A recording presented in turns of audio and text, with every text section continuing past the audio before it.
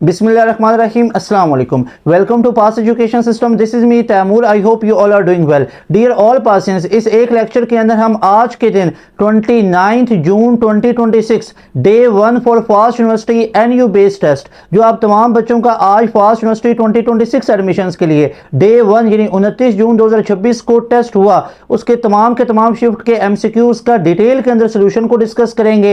यानी आप तमाम बच्चों के पास advance math, basic math, analytical skills, IQ, English के पोर्शन में कैसे MCQs आए, वो तमाम के तमाम MCQs को जो बच्चों ने शेयर किया जब वो अपने टेस्ट को दे के आए, और उसके बाद उन्हें हमारे अल्हम्दुलिल्लाह से बैच के अंदर काफ़ी तादाद में बच्चे गए हुए थे टेस्ट देने। फिर जब उनके टेस्ट कंप्लीट हुए उन्होंने हमारे साथ अपने MCQs को शेयर किया, फिर उनको रिक्रिएट करके आप तमाम बच्चों के साथ डिस्कस कर रहे हैं। सबसे पहले पास एजुकेशन सिस्टम, ताकि जो बच्चों का अपकमिंग डेट्स के अंदर टेस्ट है उनको बहुत फायदा हो जाए। So dear all passing, let's have a start. I am your teacher Taimur Hasan. This all effort is done by pass education system.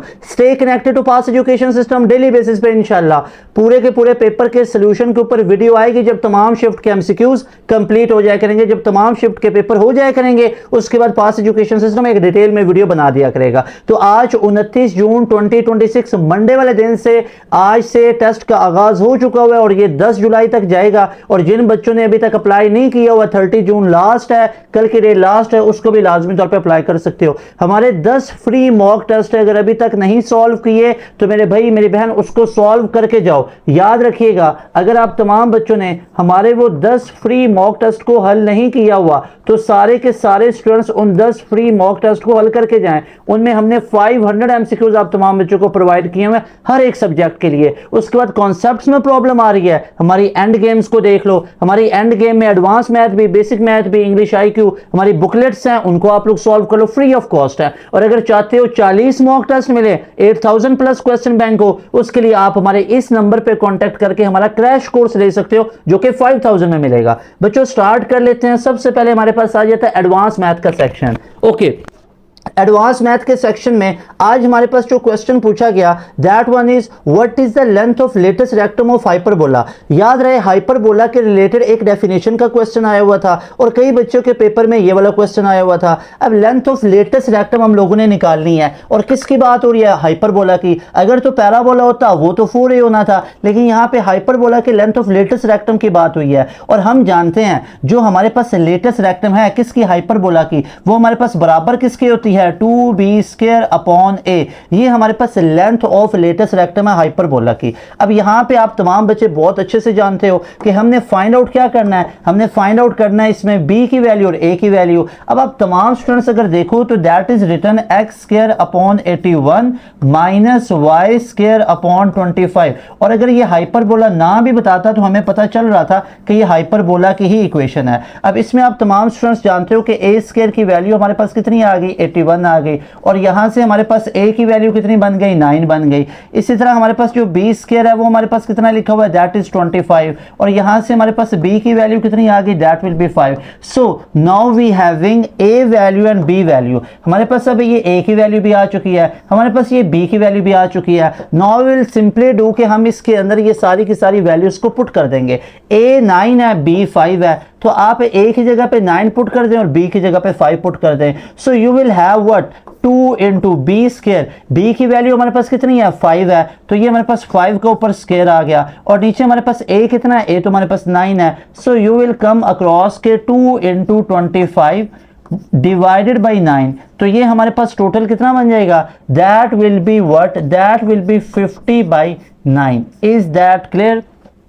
Okay, तो यहां पे आप तमाम बच्चे चेक कर सकते हो कि हमारे पास जो राइट ऑप्शन इसका बना दैट वन इज 50/9। और 50/9 हमारे पास कहां पे लिखा हुआ है? That is in alpha option. So alpha option will be the right option. तो हमारे पास लेंथ ऑफ लेटेस्ट रेक्टम निकालनी है किसकी? हमारे पास एक हाइपरबोला की, तो वो 2b² अपॉन a आएगा। b हमारे पास यहाँ पे कितना था? 5 था, तो 5 का square 25 into 2 that will B 50 upon, और हमारे पास जो a की वैल्यू वो 9 थी तो 50 upon 9 that is in alpha option. उसके बाद हमारे पास जो नेक्स्ट क्वेश्चन है that is for a matrix A is equal to Aij with 3 rows and 4 columns which represents the column।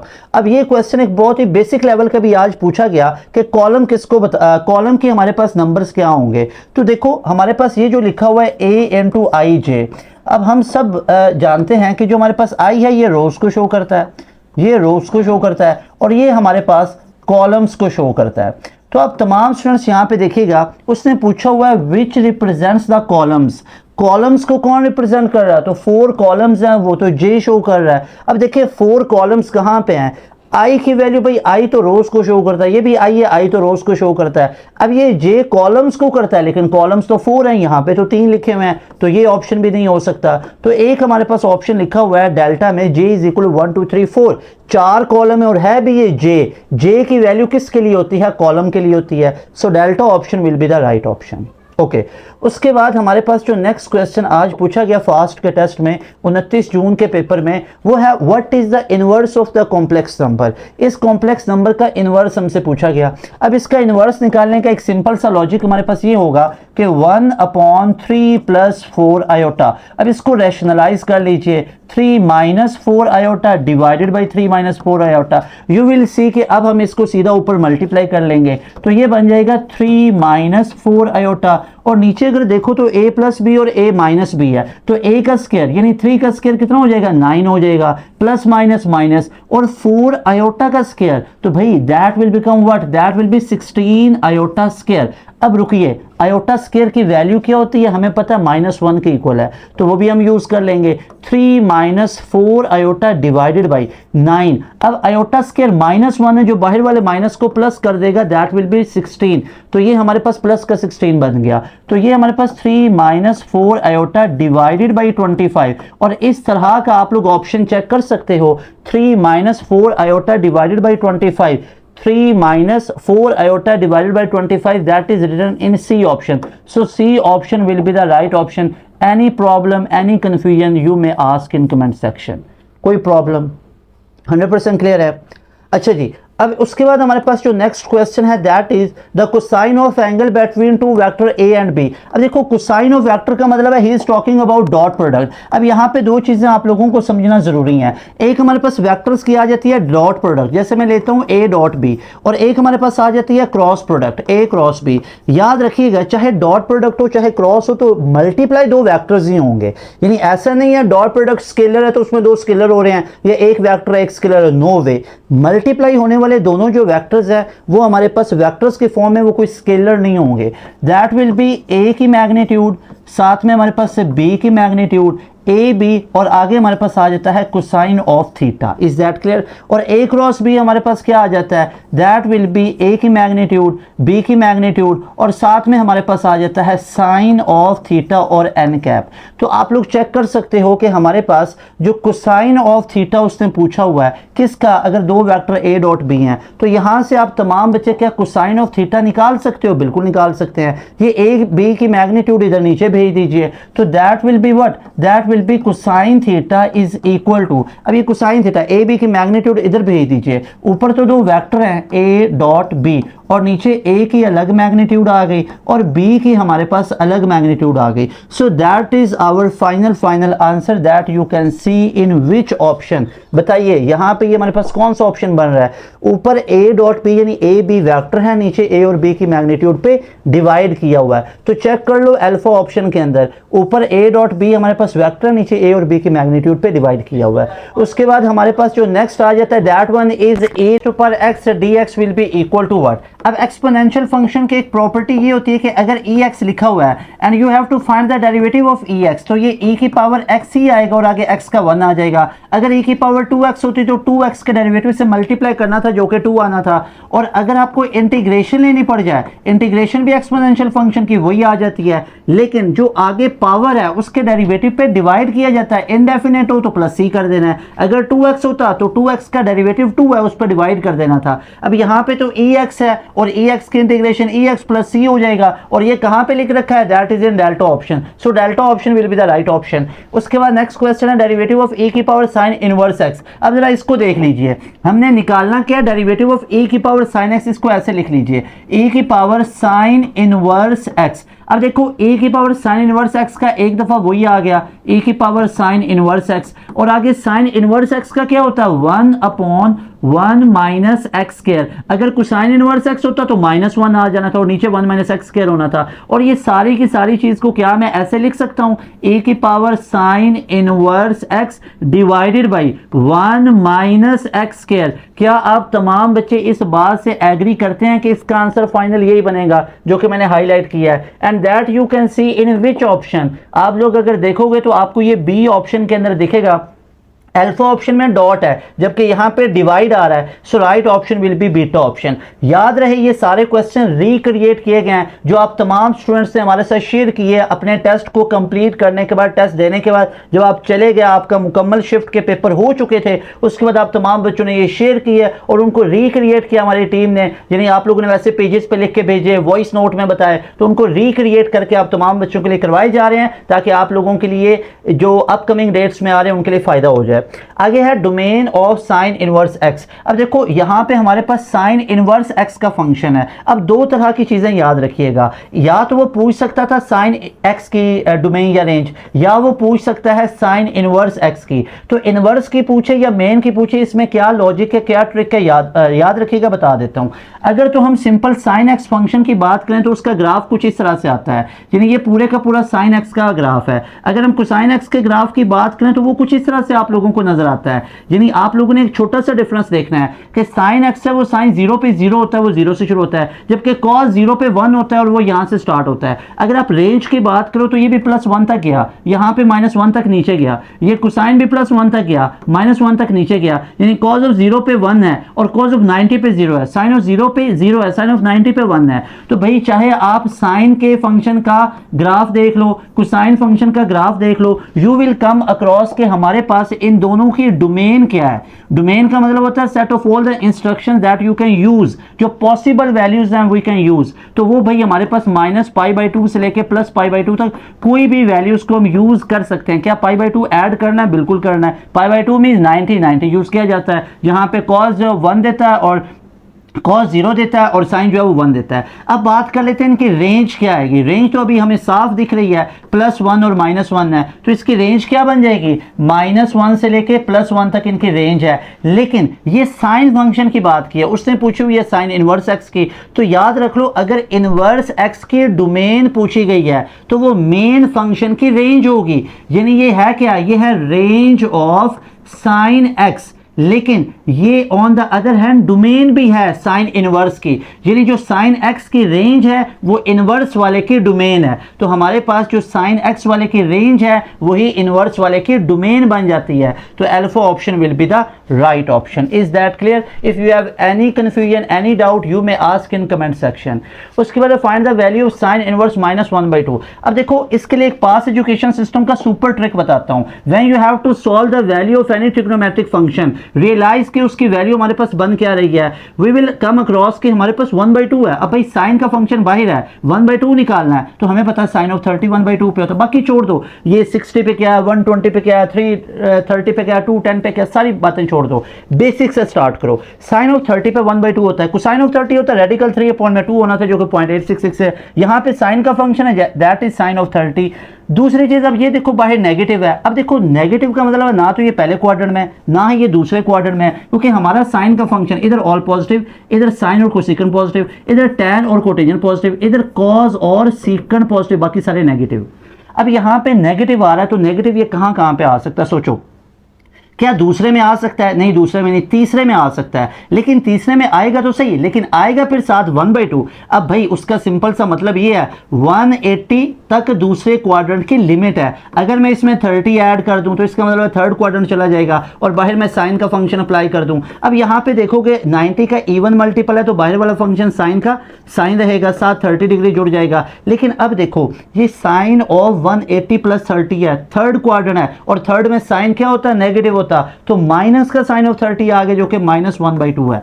दूसरी चीज चेक करो, हमने निकालनी वैल्यू तो साइन ऑफ 30 है ना, साइन ऑफ 30, तो ऐसा भी तो हो सकता है साइन ऑफ 360 -30 डिग्री। तो भाई अब भी आप लोग देखोगे लगेगा तो ये साइन ऑफ 30 डिग्री ना, और 90 का इवन मल्टीपल है तो साइन का साइन रहेगा, लेकिन चूंकि अब ये फोर्थ क्वाड्रेंट है, फोर्थ में भी साइन नेगेटिव होता है, तो ये बन गया -1/2। सो इट मीन्स दैट कि हमारे पास साइन का फंक्शन कहाँ कहाँ पे -2 देता है। एक इसने 180 + 30 यानी कि इसका फाइनल आंसर हमारे पास क्या बना, that is sine of 210 degrees, और इसका final 360 - 30 that is sine of 330 degree. तो इसका मतलब ये है कि साइन ऑफ 210 पे भी -1/2, 330 पे -1/2, तो right option will be C option both A and B. Is that 100% clear?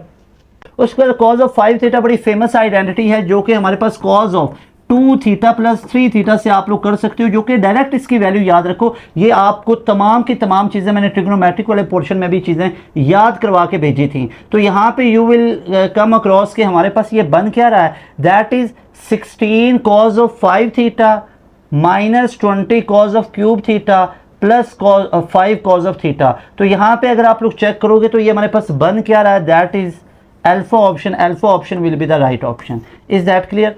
उसके बाद हमारे पास है A3 is equal to given value what is A14। अब देखो इसका शॉर्ट ट्रिक क्या होता है, A14 निकालना है ना, तो ये सिंपल सी बात है, A3 × R11 हो जाएगा। A12 निकालना होता तो वो हमारे पास क्या हो जाना था, A12 मतलब A की वैल्यू वो जैसे A2 और आगे हमारे पास R10 हो जाना था। अब A14 हमारे पास A3 × R11 जो कि C ऑप्शन में मौजूद है। उसके बाद है what is the definition of hyperbola, set of all point where difference of distance to fixed foci is constant, set of all point where sum of distances to two fixed foci is constant, set of all point equidistant from a fixed point and a fixed line. Yes, ये हमारे पास right option है। और हमें पता है hyperbola के case में ये जो डिस्टेंस की रेशियो निकलती है ये कितनी होती है, ग्रेटर देन 1 होती है, यानी कि ये हमारे पास 1.5, 2, 3 तक वैल्यू जा सकती है। उसके बाद in binomial expansion which term is as general term. अब जर्नल टर्म हमारे पास क्या हो गया, TR+1 NCR AN-R BR। तो यहाँ पे चेक कर सकते हो हमारे पास C ऑप्शन में वही लिखा हुआ है जर्नल टर्म का फार्मूला।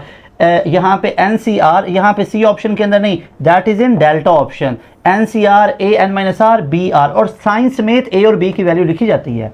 उसके बाद हमारे पास है what is the term independent of x in a binomial expansion. तो यहाँ पे आप तमाम बच्चे चेक करोगे the term where coefficient is 0 या the term where power of x is 0। तो इंडिपेंडेंट का मतलब ये the term where power of x is 0, तो वो हमारे पास इंडिपेंडेंट ऑफ एक्स आ जाता है, जो कि हमारे पास सी ऑप्शन के अंदर लिखा हुआ है। उसके बाद हमारे पास नेक्स्ट क्वेश्चन है लॉ ऑफ साइन। अब लॉ ऑफ साइन का मतलब क्या होता है, ए अपॉन साइन ए, ये आप तमाम बच्चे जानते ही हो। ए अपॉन में sine of A is equal to B upon में sine of B is equal to C upon में साइन ऑफ सी, ये हमारे पास होता है। अब देख लीजिए ये हमारे पास कहाँ पे लिखा हुआ है, यू विल सी के ये A upon sine A equal to B upon sine B equal to C upon sine C, alpha option will be the right option.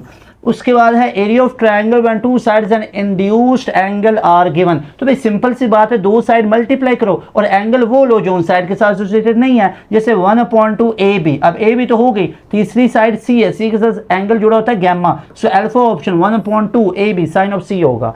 तो this is how you can find out the angle, you can find out the area. Next question is a person bought oranges at 546p. If he sells 446p, what is the profit or loss percentage? The very first thing you should remember कि जो profit या loss percent निकाला जाता है with respect to cost price होता है। तो अगर मैं cost price को यहाँ पे निकालूँ, that will be what? That will be 6p upon में 5, that will be 1 point, यहाँ पे अगर पॉइंट लगा तो 2, तो 1.2p बन गया। उसके बाद अगर सेलिंग प्राइस देखो तो that will B 6p upon में 4, if he sales 4 for 6p, तो ये हमारे पास कितना बन जाएगा, दैट विल बी 4 1s 4 और टेकन 2, तो 4 5s 20, तो 1.5p हो गया। अब निकालना क्या है, इसका हमने निकालना है प्रॉफिट होगा या लॉस होगा। तो सेलिंग प्राइस ज़्यादा, कॉस्ट प्राइस कम है, तो इसका मतलब जो प्रॉफिट परसेंट होगा दैट विल बी व्हाट, अगर हम सेलिंग प्राइस में से अपनी कॉस्ट प्राइस जो कि 1.2p है इसको माइनस कर दें, the difference will be what 0.3p। तो 0.3p का जो डिफरेंस है, ये सेलिंग प्राइस ज़्यादा थी तो इसलिए ये क्या होगा, ये प्रॉफिट होगा, दैट विल बी प्रॉफिट। तो ये प्रॉफिट है, लेकिन अब हमने प्रॉफिट परसेंट निकालनी है। अब प्रॉफिट परसेंट किसके रिस्पेक्ट में होगी, कॉस्ट प्राइस, तो 0.3p डिवाइडेड बाय 1.2p होगा। तो the final answer will be what, कि हमारे पास जो 0.3p है डिवाइडेड बाय जो कॉस्ट प्राइस है दैट वाज 1.2p, परसेंटेज है तो मल्टीप्लाई बाय 100 भी कर लेंगे, P से कैंसिल हो जाएगा। यू विल सी कि यहाँ पे अगर करोगे तो 10 आएगा, और इसका अगर आप लोग देखोगे तो यहाँ पे भी नीचे 10 आएगा। तो अब यहाँ पे हम इसको ऐसे लिख सकते हैं कि ये इधर तो हमारे पास 3 बचा, ऐसे ही है, और नीचे हमारे पास अगर इसका पॉइंट खत्म करोगे तो 12 होगा। अब इसका जो बटे का बटा है ये ऊपर भेज दो, और इसका जो जीरो था वो इधर नीचे भेज दो, और आगे मल्टीप्लाई बाय 100 है, ये जीरो जीरो से कैंसिल कर दीजिए। 3 4 12, गॉट इट। अब यहाँ पे देखोगे तो ऊपर हमारे पास 3, आप इसको ऐसे कर लो फॉर एग्जाम्पल, यहाँ पे दैट इज व्हाट, ये जीरो जीरो से मैंने कैंसिल कर दिया, और आप इसको भी ऐसे रहने दो, दैट इज 30, ये जीरो जीरो से कैंसिल कर लो, तो इधर हमारे पास क्या बना, दैट इज 300 डिवाइडेड बाई 12। अब आप इसको भी कर लो, जैसे फॉर एग्जाम्पल 3 4 12, 3 10 30 और 100 आ गया। अब आप लोगों को पता है 425 100 होता है, तो हमारे पास फाइनल आंसर कितना आ गया, 25% प्रॉफिट है, जो कि कहाँ पे लिखा हुआ है, that is in C option. So C option will be right option. Profit क्यों है, क्योंकि सेलिंग प्राइस ज़्यादा है, कॉस्ट प्राइस कम है, तो सेलिंग प्राइस ज़्यादा तो मतलब प्रॉफिट होगा। Is that clear? ओके। उसके बाद नेक्स्ट क्वेश्चन है, if 4 masons can build 4 feet for wall in 4 hours, तो टोटल इनका अगर हम निकालें मेसन्स टू और जिन्हें टाइम निकालें तो कितना हो जाएगा, 4 मेसन्स हैं और कितना वर्क करते हैं, 4 आवर्स करते हैं, तो टोटल इनका कितना हो जाता है, अगर आप देखो तो कितना बिल्ड करते हैं, 4 फीट को बिल्ड करते हैं, 4 फीट को बिल्ड करते हैं, तो ये टोटल मिला के बना कितना, ये 16 इनका टोटल वर्क बना। अब वो कह रहा है how many feet will 1 mason build. अब 1 मेसन के लिए क्या कर लेंगे, अब 4 डिवाइडेड बाई 16 हो जाएगा, that is 0.25 foot, 0.25 foot, that is in C option. बहुत बेसिक सा ये भी क्वेश्चन। उसके बाद नेक्स्ट क्वेश्चन है simple interest if this one.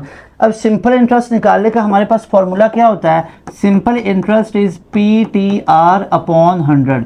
अब यहाँ पे अगर आप लोग देखोगे तो P प्रिंसिपल अमाउंट है, that is 1000 multiply by T time duration है 2 ईयर्स के लिए, R रेट परसेंट है, और ये 10% पर एनम है, इसका P का मतलब पर एनम हर साल, और नीचे 100 का हमारे पास 100 आ गया। अगर ये 20 से कैंसिल कर दें, 10 2 20, 20 को 10 से करोगे तो कितना हो जाएगा, 20 को 10 से करोगे दैट विल बी 200। सो कितनी अमाउंट हमारे पास इंटरेस्ट की आ गई है, that is 200। Alpha option is the right option. उसके बाद नेक्स्ट हमारे पास क्वेश्चन है कंपाउंड इंटरेस्ट के बारे में। अब देखो कंपाउंड इंटरेस्ट निकालने का सिंपल सा हमारे पास रिलेशन क्या होगा कि अमाउंट में से हमारे पास जो प्रिंसिपल अमाउंट है वो माइनस कर दी जाए। तो compound interest will be, amount कैसे निकालेंगे, that will be P into 1 plus R upon में 100 रेज टू पावर n और माइनस P। तो सारे बच्चे देखिएगा compound interest will be P principal amount कितनी है, 1000 है, 1000 है, इंटू 1 प्लस R। अब रेट ऑफ पर्सन कितना है, ये हमारे पास है 10 अपॉन में 100 रेज टू पावर n। अब जरा सोचो 0 से कैंसिल, 0.1, 1 प्लस 0.1 कितना हो गया, ये माइनस P चलता ही आ रहा है। अब जरा देखो भाई सिंपल सी लॉजिक है, ये 1000 का 1000 आ गया, 1000 का 1000 मल्टीप्लाई बाई 1 प्लस ये कितना बना 0.1, 1 प्लस देखो ना 10 डिवाइड बाई ये 1 डिवाइडेड बाई ये 0 से कैंसिल हुई, 1 बाई 10 0.1 होता है, तो 1 प्लस 0.1 कितना हो गया, 1.1 हो गया। ऊपर n है और n की जगह पे 2 ईयर, तो 1 का स्क्वायर करोगे तो यहाँ पे ये कितना बन जाएगा, दैट विल बी 1.21, ऐसे ही है, और आगे ये माइनस P चलता ही आ रहा है। अब ये हमारे पास अगर इसको मल्टीप्लाई करोगे that will be what, that will be 1210 minus P principal amount कितनी है, दैट इज 1000, गॉट इट। तो अगर आप 1210 में से 1000 को माइनस करो दैट विल बी 210, तो टोटल हमारे पास कितना आ गया 210, that is written in beta option. Is that clear? बहुत सिंपल और बेसिक है, कोई मैं रॉकेट साइंस नहीं, इसको इतने मुश्किल वे से करो या इस तरह कुछ भी इसमें नहीं है सच। आगे percentage, what is 20% of, what की जगह पे x, इसके लॉजिक बताता रहता हूँ कि व्हाट की जगह पे x, इसकी जगह पे इक्वालिटी, 20 का 20, परसेंट की जगह पे 1/100, ऑफ की जगह पे मल्टीप्लाई, 500 का 500, ये 20 से कैंसिल, और 520 100। So right option will be 100, B option is the right option. Is that clear? उसके बाद जो नेक्स्ट क्वेश्चन है that you can see, next question हमारे पास क्या है, नेक्स्ट क्वेश्चन में लिखा हुआ है, ये वाला फुल क्लियर हुआ। उसके बाद जो नेक्स्ट क्वेश्चन है दैट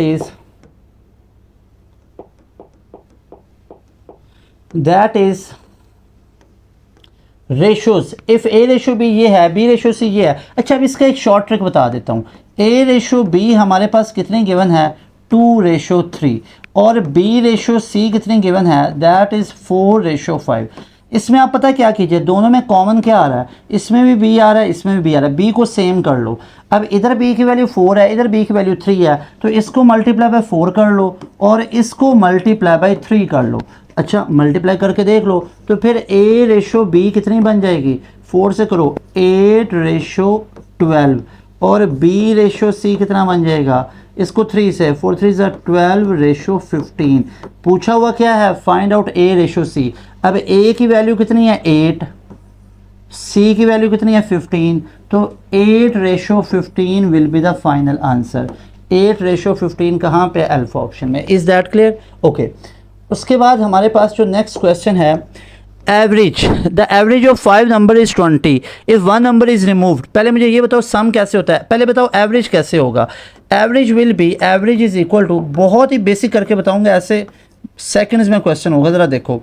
एवरेज कैसे लेते हैं, एवरेज लेते हैं सम को नंबर पे करो, तो सम क्या आ गया, एवरेज को नंबर से मल्टीप्लाई कर दो। तो देखो हमारे पास सम क्या आएगा, अगर मैं S1 पहले सम की बात करूँ, 5 नंबर हैं, 20 उनकी एवरेज है, ठीक है, एवरेज 20 है, 5 नंबर हैं, तो आंसर विल बी 100।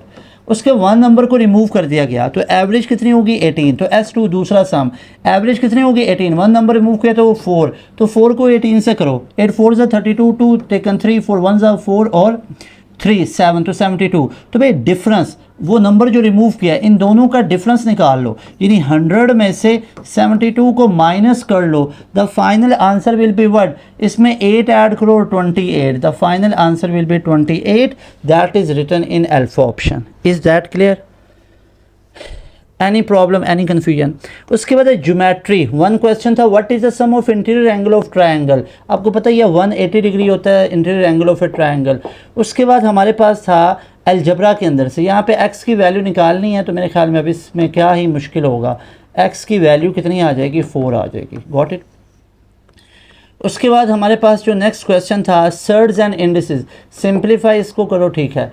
उसके बाद हमारे पास सर्ड्स और इंडिसेस में व्हाट इज़ 2⁻³ और मल्टीप्लाई बाय 2⁻⁴, तो पावर्स ऐड हो जाती हैं। हर तरह से आपको वो देखते हैं कि तमाम के तमाम लॉजिक्स को आप लोगों ने सही से किया हुआ है। 2⁻7 is in alpha option. Is that clear? उसके बाद हमारे पास जो नेक्स्ट आ जाते हैं, that one is English. Agent का हमारे पास पूछा गया, एजेंट कहते हैं जो ऑथराइज नाउ, और प्रिंसिपल ऑथराइज उसका एंटोनिम है, ठीक है। और उसके बाद है synonym of fortified, that is strengthen, और अल्फा ऑप्शन है इसका सिनोनिम बनेगा। उसके बाद है which of the following is a correct grammar rule, कि a sentence must have a subject and a verb. उसके बाद है इन reading comprehension the main idea of passage is usually found, ये कहाँ पे होता है, इन द फर्स्ट और लास्ट पैराग्राफ। उसके बाद हमारे पास आया हुआ था एंटोनिम ऑफ एजेंट, यह आप लोगों को बता दिया, दैट इज़ प्रिंसिपल। उसके बाद है सिनोनिम ऑफ फोर्टिफाइड, ये भी बता दिया, स्ट्रेंथन। और आगे है chief is the tribe as captain is to team. उसके बाद हमारे पास है okay, that was all about your today fast university complete paper MCQ solution. अगर आप तमाम बच्चे 40 मॉक टेस्ट और क्रैश कोर्स लेना चाहते हो, इस नंबर पे कांटेक्ट करके वो भी ले सकते हो, and you will get this all features in just 5000। तो अभी आप तमाम स्टूडेंट्स इस नंबर को नोट कर लो और इस नंबर पे कांटेक्ट करके आप लोग 5000 के अंदर हमारा क्रैश कोर्स ले सकते हो। आज के जितने MCQs हैं अल्हम्दुलिल्लाह से हमारे मॉक टेस्ट में मौजूद हैं, और हमारे क्रैश कोर्स में वो चीज़ें आपको डिटेल में पढ़ाई जाती हैं। तो 5000 यू हैव टू पे, ये ऊपर भी नंबर शो हो रहा है, आप लोग हमारा आज ही क्रैश कोर्स ले सकते हो। So dear students, that was all about your fast day 1 29 June 2026 complete shift all MCQ solution, जो कि सबसे पहले आपको पास एजुकेशन सिस्टम के प्लेटफॉर्म पे मैंने आप लोगों को करवा दिया है। Stay connected to pass education system and pass MD CAT preparations YouTube channel, जहां पे हम लाइव आया करेंगे और यहां पे आप लोगों को ऐसे ही हमारी वीडियोस मिलती रहेंगी। अपना ख्याल रखिएगा, दुआ में याद रखिएगा। मिलेंगे नई वीडियो में। तैमूर हसन को दें इजाज़त। अस्सलाम वालेकुम, अल्लाह हाफिज़, पाकिस्तान जिंदाबाद।